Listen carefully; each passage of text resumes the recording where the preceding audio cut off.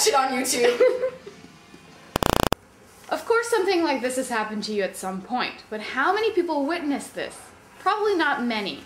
And if you're lucky, it was soon forgotten and it didn't affect you in a life-altering way, although it may seem like it at the time.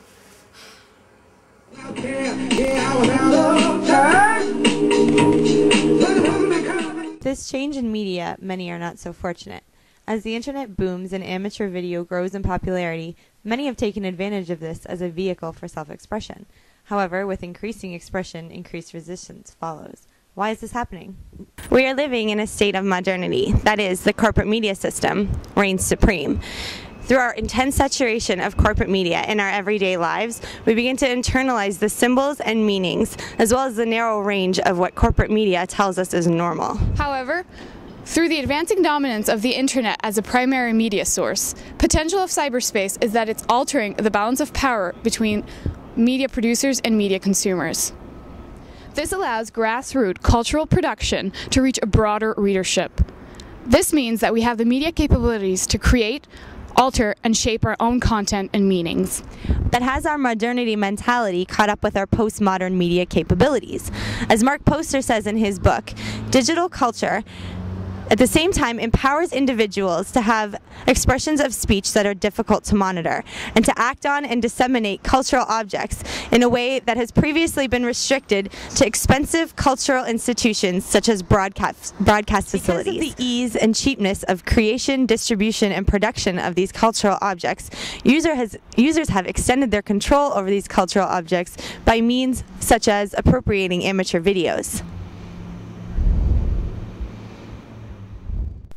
In a postmodern media system where amateur video is a main source of the media we regularly consume, YouTube is a huge outlet of freedom of expression, but it is not unregulated freedom of expression. Amateur video online allows room for hate and violence that is censored from other media outlets like television and news, and thus it makes it on a more personal level as the hateful words are directly intended to reach the specific person in the video. However, the user projecting this hatred has the luxury of hiding behind a screen name, making them essentially anonymous. One ethical question raised by online identity construction is the relationship of responsibility to anonymity. On the net, the position maintains users may say or do whatever they like without suffering the consequences. It would appear that the net anonymity contributes to ethically questionable behavior. A certain person sent me a message saying, "Hi Dax, everyone who watches your blog thinks you're retarded. Everyone, all your subscribers, and they watch because they think you're stupid and it's fun to watch stupid people." Or you, if you're watching and you're thinking, "Hey, this kid's retarded, this is fun to watch, well I'm not retarded." Although hate isn't absent from mainstream media, it usually builds awareness, raises social concern, or it's just for pure entertainment. However, when we encounter hate speech on amateur videos in the forms of comments and video responses, it becomes more personal and detrimental to the individual it's directed at.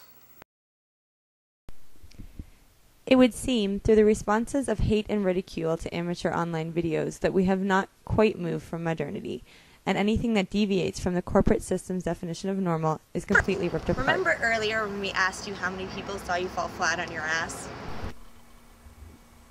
Was it 800,000? How about 1 million?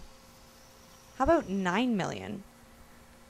Individuals who express themselves through YouTube and video blogs have forever solidified their identity to the cyber world based solely on this instance and must face whatever negative results this may have on their identity.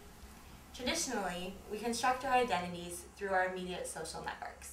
Friends, family, school, and belief systems make up the communities within which we construct our identities and give us the information with which to do so.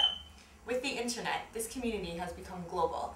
Our immediate social networks can include people from all over the world.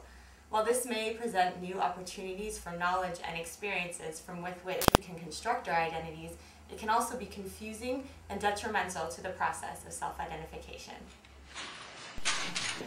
Information that was scattered and forgettable has now become permanent and searchable.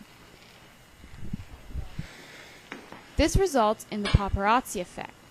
You no longer have control over your identity. It can be appropriated and manipulated thousands of times. The digital network enables consumers to cheaply distribute cultural objects.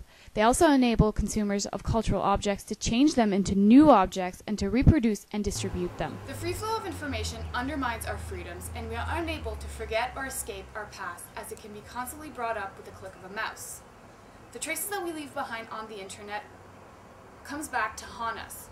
It is the destruction of the individual through the internet, and the hope of escape is to simply be forgotten.